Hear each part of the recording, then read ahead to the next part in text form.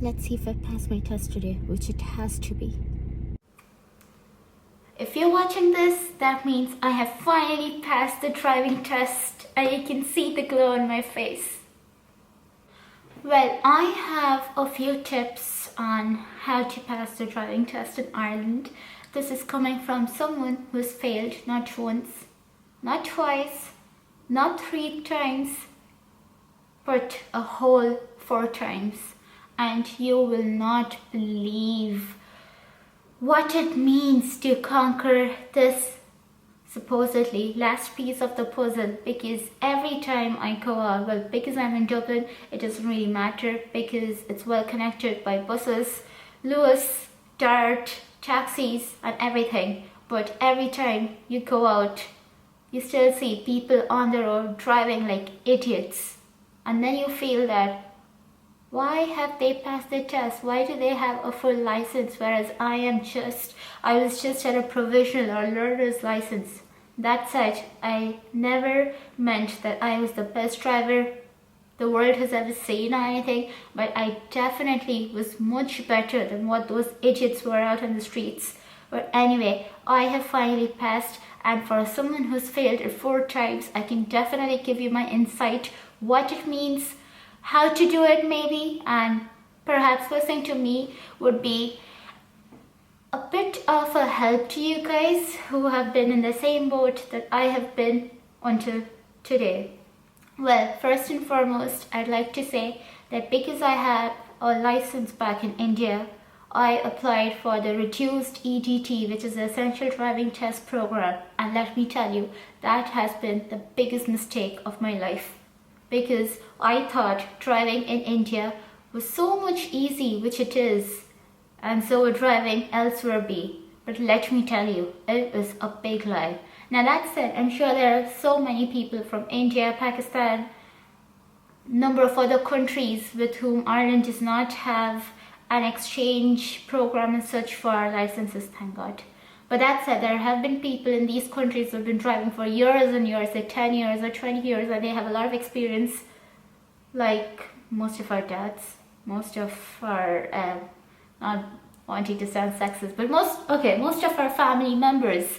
So it really makes sense for them to get the reduced EDT. But if you're someone like me who has had a license for the past 5 or 6 years, yet couldn't drive, to not go for the reduced EDT, because anyway, once you think you've passed the theory test, oh, which reminds me, let me tell you another story about my theory test. But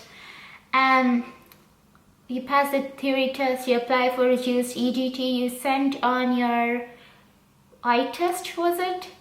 Yeah, eye test. The two have the theory test results, you fill out the form, and I think you sent something else. Oh, your license from your home country, as well as a document that says that it is authentic. So you send all of those to their office in Cork by post, or you can actually go to NTLS, but I don't know why did I not go to my nearest NTLS, which was like a 5-minute walk from me. Well, 5 minutes now, but before it was a 20-minute walk. That doesn't matter much. But yeah, so I sent it to the Cork office. I got the reply, I think it was a week or 2 later, saying that, oh, you've been accepted for reduced EDT, congratulations. So that meant that basically I would only need to do 6 essential driving test lessons, and I was exempted from the 6-month waiting list rule, which did not matter as much because of the long wait list when it came to driving in Dublin. So yeah, I was so eager, I enrolled in the lessons, and I thought of doing 2 lessons every weekend. So basically 3 weekends and I would be done with my EDT, which is what happened. And this was November to December 2021. I don't know why was I waiting for so long, because I got my learners in August 21. So even if you just leave the entire month of August, September, October, why was I waiting for 2 months? Maybe I was still looking around for, oh yeah, I was looking around for driving instructors, and if we go to the good ones, as Google would say, there was a long wait list for them. So I did my lessons, I found one, I did my lessons in the countryside, And I thought, yeah, that was about it. Now I would sit my test. So I applied for the test in Sligo, and needless to say, I got one in February, and I was terrified because my driving instructor was good, but, and I don't know if you're watching this or not, my first driving instructor, he terrified me. He instilled in me some sort of fear. Like every time I used to go around a roundabout, he was like, oh my god, what are you doing? And this was in his car, so he had the pedals to control anyway. And you know, like, that is the last thing that you would want. If someone is sitting next to you, they have no faith in you, that is fine, but keep those thoughts to yourself while you're trying your best to learn. He was very vocal about it, and I do not really think I was that much of a bad driver, says me who failed it 4 times.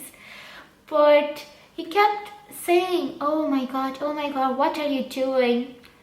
But he wasn't always like that actually, because I remember our first lesson was in the car park. That's how it normally begins, and he was well impressed, and he was like, oh, you have a good clutch control, which is later I realized was one of my demerits, because in India there is a lot of coasting, and I don't think people in India and those countries, no offense because I'm from there, but actually understand what coasting is. So if you keep your foot pressed on the clutch for long periods of time, I would say that's one of the reflexes, but that is a very bad habit. So that is coasting, as well as when you're going from a higher gear down to a lower gear. Many people say if you're in the 6th gear and if you want to come down to the 1st gear or stop, many people, instead of going 6, 5, 4 or 6, 4, 2, they actually go 6 to neutral. That is also one type of coasting, and that is very, very dangerous. So coming back to clutch control, he really said that, oh, you have great clutch control, and I was so pleased. It was only later that I realized that, oh my god, this is such a big mess. And you know, any negative comment, now I know you're supposed to take feedback in a constructive way and not let it discourage you, but any sort of comment, especially when you're trying to learn something, any sort of negative comment really hampers your spirit. You start questioning yourself. Anyway, coming back to the first test, it was 7th of February last year, and I did that test in Sligo, and oh my god, disastrous, because I did not know the routes. Disastrous. Why did I do it in Sligo? Because lesser wait time was compared with that in Dublin. I did not know the routes, but as they say, a learner driver should know how to drive no matter if they've been on that route before or not. But I really think you should practice once or twice before, which I did in all fairness, but it was complete disaster. Now I could show you my report sheet or whatever they call it, and oh my god, so if you see, it has all sorts of faults. I did not know where the right turn was. I ended up taking a right turn at no entry. I went on the dual carriageway, which I got confused for the motorway, but there is no motorway in Sligo, well, on a test route. Oh my god, I made complete balls of myself, which is fine, because immediately after I signed up for the next test, you know, as they say, you have to be motivated enough to do that. That is what I did.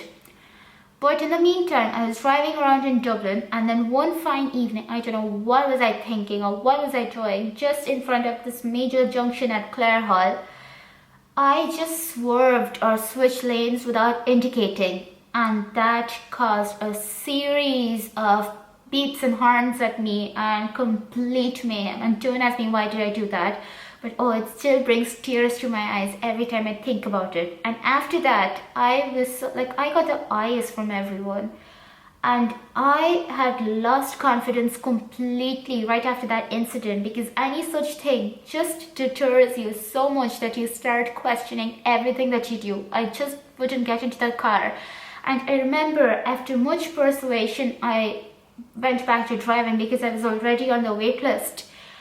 And every time I used to get in the driver's seat, my thighs used to shiver, my teeth used to clatter, my hands used to go cold and then sweaty, because oh my god, it was such a big chore for me. Which reminds me, before I tell you about the second test, let me tell you about my theory test. So I was overconfident that, oh, it's only 40 questions, I'll know everything. I'll do it very fast. I had registered for the theory test back in February or March 2021, and it kept getting cancelled because of COVID. It went from offline to online. Every time I thought I had the date, it kept getting cancelled. So one mail I used to get from them saying, oh, the date for the theory test is so and so, be at the center, get your proof, everything. And the very next minute I used to get another email saying, sorry, it's been cancelled. So thank God they came up with this online theory test, and I paid for it. I think it was €45. I paid for that, overconfident. I did download that app, Driver Theory Test DTT app. You have to pay for it as well. Nothing is free, I tell you. But there are a lot of free online resources, and theory test is basically common knowledge. It's about roundabouts and what does this part of the car do. But see, because I'm from India, I thought I have a license, I don't need to study as much, and I just mugged up answers like, okay, there's a left lane and right lane at the roundabout. I just memorized those answers without letting them make sense to me, which is fine. If that is your way of doing it, it's fine. Don't let anyone reprimand you. See what works out for you, which is fine again. But on the day of the online theory test, fine again, I was so confident. I was like, this is nothing, this is nothing, this is nothing. And what did I end up getting? 34 out of 40. So I was short by 1 mark, I guess. And that was devastating, which is fine. I enrolled again for the theory test because I was determined, as you can see. I paid again, I waited a couple of weeks, and I finally got through. This time it was 36 out of 40, fine. Then I had to go for the eye test. I don't exactly remember if the eye test was before or I think it was after, yeah. So went for the eye test.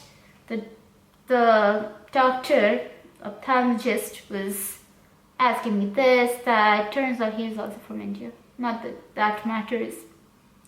And then he goes like, unfortunately, and I was like, oh my God, is he going to say I have cataract or something? He said, unfortunately, you're going to need glasses. And I was like, oh yeah, I expected that, which is fine. So I sent the eye test report, something else, Indian license, the authority letter to the Cork office, and the rest, as I said, you all know. Coming back to the second test again in Sligo. This time I was confident because he was a nice tester, and I was like, I will definitely pass it. But I was shivering, so I wouldn't drive myself into the test center. As soon as we got there, I was still a bit scared. My theory went well. You know, the questions that they asked just before the test, it went really well. I was so optimistic. I was like, this time I have it. We went on our travels, and everything was really, really nice, and I really thought I had passed it. What I did not realize was, if the tester comes and takes the wheel from you, like, you know, in an attempt to go left or a bit more right or something, that is a bad thing. And here was me thinking, oh, the tester is so friendly, I've definitely passed it. So when we got back to the test center, I think that is the worst moment, when you walk with the test center back in for your result. You're anticipating, your heart is like, oh my God, oh my God, oh my God, what does that even mean? And then he goes like, unfortunately, you know, the anticipation is the worst, I tell you. The waitlist is bad, but the anticipation of your results is the worst bit. He's like, oh, unfortunately, it's not good news. Then he goes like, do you not drive much? And that question, honestly, is insulting. I know he means for your own benefit, but it's just like, what makes this man ask me that? So I was deterred again. I see my mark sheet. This time it wasn't as bad because I've got many a grade 1. Grade 1 don't really matter. So I was like, it's okay, it's much better than last time. We will do it the third time round. Third time round at Cannon's Sligo. This tester, I really hope to God he's watching this video by some chance, because this tester was one ass of a man. Excuse my language, but oh my god, he was like someone's great grandfather or someone very particular, very meticulous. He took out the NCT and examined him this close to his eye.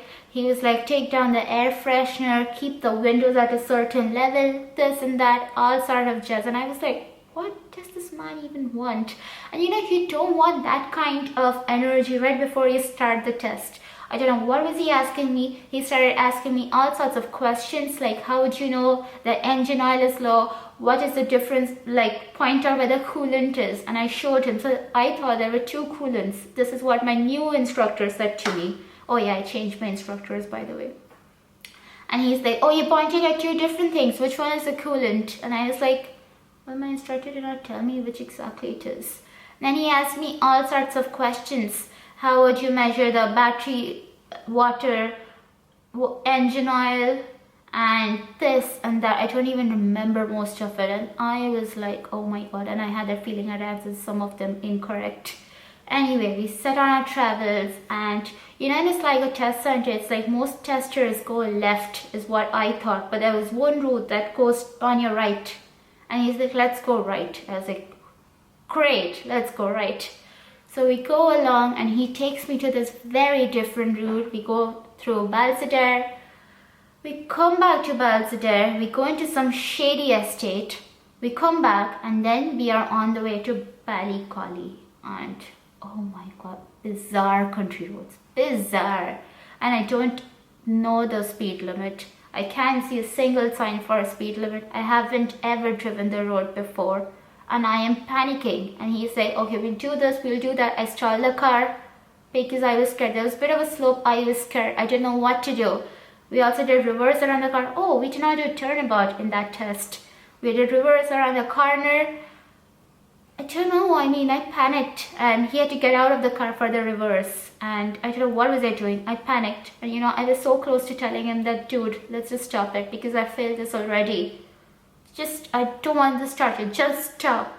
And then when we got back to the test center, I knew what it was. I would have just left him behind. I'm not sorry for that. But third test, disaster. But I did not let that demotivate me. After that, I started practicing every week. I got my new instructor, who is really nice, saint of a person. I'm going to link his driving school down below. If you're in Dublin, north side, well, even if you're in south side, I think they cover all of Dublin. Please go to him. He's really nice. My instructor's name is Cein. Lovely man. He will relate to you on every single level. He's not going to be like, oh my god, what are you doing? Very nice. So I started doing lessons every week because I was going to do my test in Raheny. It's only after that I started reading reviews and stats. I am someone who loves reading reviews about everything. That I was like, okay, I won't do it in Raheny, I'll do it in Killester. And I got a day for Killester real quick. So my first test was in Feb, second was in April, third was in June, fourth one was in August. So August 2022, I'm really confident. And Killester was similar to Raheny, just the start and end is a bit different. I was so confident I'm going to pass it, and this test that I had was really nice. I failed because of progress, and what is it, turning right and left, which is fine, but not fine because I was deterred. So I get back on the wait list, and this last wait list was endless. So I was on the wait list from August until Jan. September, October, November, December, Jan. I have no idea why. 5 months. And it said that if you are a retest, you will get the invite much sooner than normal applicants. I kept ringing them after October, I think, and they were like, oh, you haven't been called yet, dear. You'll be called anytime now. So anytime now from October until Jan. I was a bag of nerves. But for what's worth, I did it. And please ignore how I look, guys, and ignore the thing in the background. That's just the oven. But this is just to say that at the end of the day, I am so tired. I'm so grateful. I think I mentioned this before, I'm going to be putting up my report sheets, all 5 of them, just so that you can see it yourself and realize this pain. And if you're struggling like me, if you're better than me, if you're worse than me, if you've just started on your driver's journey, just never give up, because I do know some people who give up after failing once or twice or 3 times, but never give up, because remember, there is no alternative to this. I literally used to Google, what if I never pass my driving test in Ireland, or find something on TikTok or Reddit or anything at all. And I used to think, okay, what if I have to be stuck on a learner's permit, because so many people do that. So all I want to say is never give up, because you never know what your future will bring for you. And like, I was feeling so, I don't want to say I was feeling confident, but I just had this feeling that this time it had to be it.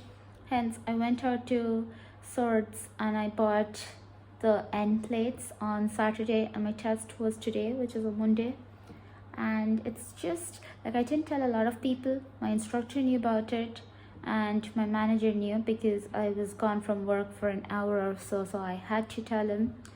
And I had to say this to a friend of mine, because he accompanied me to meet the instructor. It was a bit complex, and I didn't tell anyone else.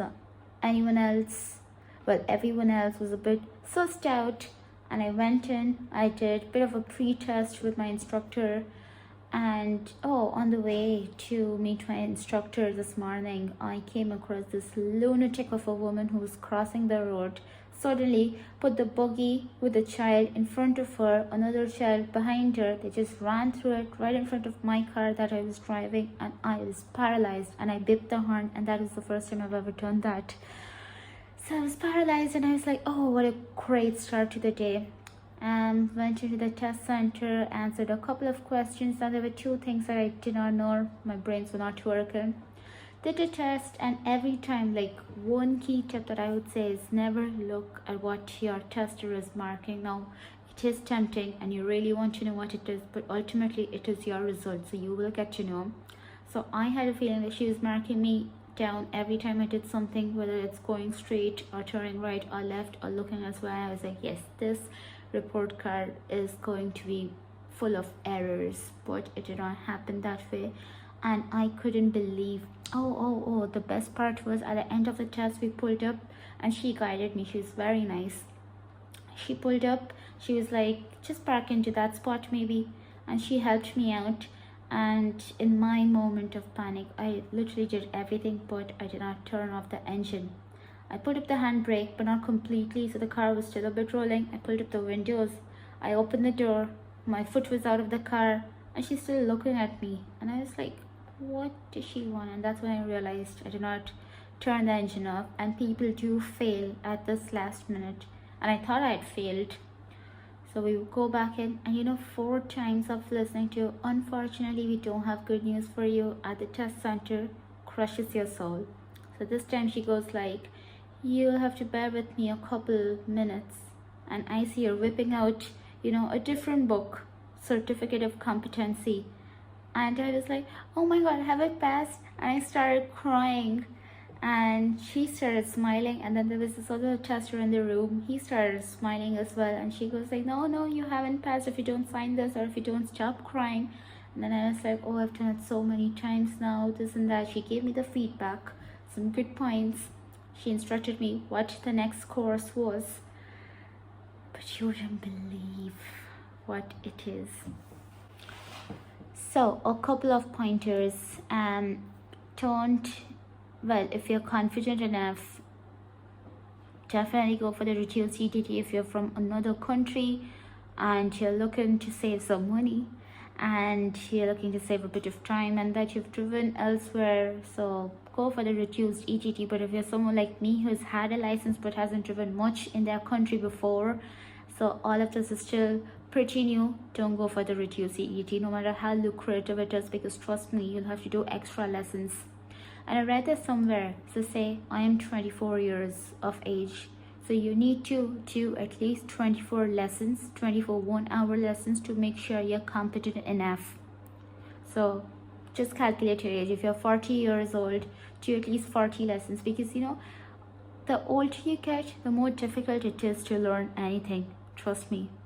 I know I sound like an old person, but I think if I was 17, I wouldn't care too much about failing so many times or whatever. But the older you get, the more difficult it becomes to bear negative news, and you get cranky, you know what I mean? That if you fail, just never give up, keep going at it. And like, I booked my instructor every week, literally, and if the instructor wasn't available one particular week, I asked my friends, I asked people around me, everyone to just bring me out, like no matter what the weather is like. Now Ireland doesn't have the best of weathers, it's dark and gloomy most days, but let that not deter you, and please, please, please practice. Don't let others demotivate you either. No, I know what it is driving next to someone who is a competent driver and knows everything, but please, if they're giving out, listen to them, but just focus on what they have to say. Don't get into arguments for your own sake, and just don't take their things to your heart, because I have had many a breakdown, many, and I have questioned myself so many times, so I know what it is. And yeah, lessons every week might be expensive, but it is worth it. Now, I did watch a few videos on TikToks on YouTube how to drive. I was trying to memorize the driving routes, but no matter what you do, there will be one or two curveballs thrown at you that day, or you might be lucky. But no matter what you do, just brace yourself to prepare in any conditions whatsoever. Theory, learn, but try and find the logic.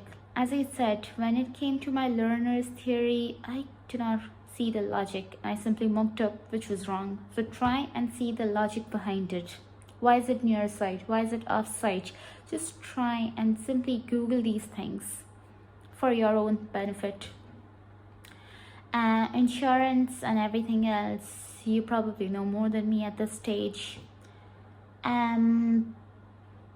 That is pretty much about it that I'd say. And oh yeah, driving unaccompanied, because I'm in Dublin, I am a bit afraid. I was a bit afraid to drive unaccompanied, and I've never done that, because I've also heard the guards are out on the road trying to stop people who are driving on an L unaccompanied. They'll seize their vehicles or have penalty points on the license, and that is the last thing you'd want.